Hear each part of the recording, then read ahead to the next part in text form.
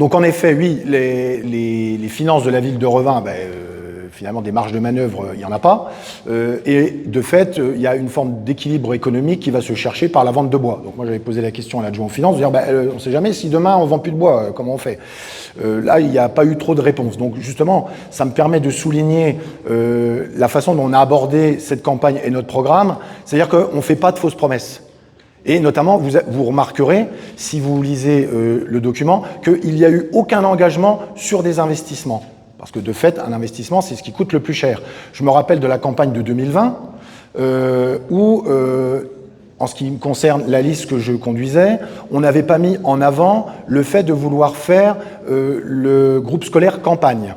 Alors là, on nous avait dit « Ah ben Léonard, franchement, c'est des fous furieux, tout le monde est dans des préfabriqués, comment on peut pas être pour le pôle scolaire campagne ?» Ok. Alors pourquoi on n'avait pas mis en avant le pôle scolaire campagne?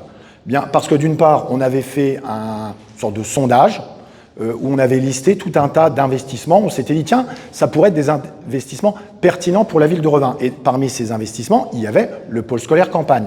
On a fait du porte-à-porte. On avait frappé à la porte de 600 foyers. Donc 600 foyers, sur Revin, ça commence quand même à causer. Sur les 600 foyers qui avaient répondu, le pôle scolaire campagne, il était limite carrément en deuxième partie. Également pour les personnes qui habitaient le secteur campagne, ce qui est arrivé en avant, c'était la santé. Maison médicale de santé, comment on a accès aux médecins, etc., etc. Deuxième élément, c'est on avait dit, il n'y a pas l'argent. Il n'y a pas l'argent. Et à l'époque, nous, on se disait, tiens, un groupe scolaire, c'est peut-être, 4 à 5 millions d'euros. Déjà, on se disait, 4 à 5 millions d'euros, c'est déjà beaucoup, on n'a pas l'argent, donc on ne le met pas. Alors là, on nous a dit, oui, ok, c'est n'importe quoi, vous ne connaissez pas Revin, blablabla. Monsieur le maire, le 27 juillet 2020, dit, voilà, le projet de mon mandat, c'est le groupe scolaire campagne, et donc, à la fin de mon mandat, il y aura le groupe scolaire campagne. 6 ans se sont passés, et j'ai eu l'occasion de le dire à maintes reprises. Je ne sais pas si quelqu'un a vu le début du commencement de la pose de la première pierre du groupe scolaire campagne. Non.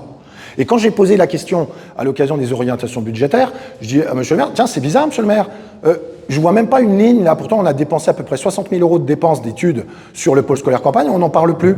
Ah là, on nous dit, ah oui, mais il y a 10 jours, on a reçu un courrier de l'ARS qui nous disait que le stade Gaston-Delcourt, sur lequel on voulait faire le pôle scolaire campagne, finalement, comme c'était un terrain pollué, on ne pouvait pas, au niveau sanitaire, le faire.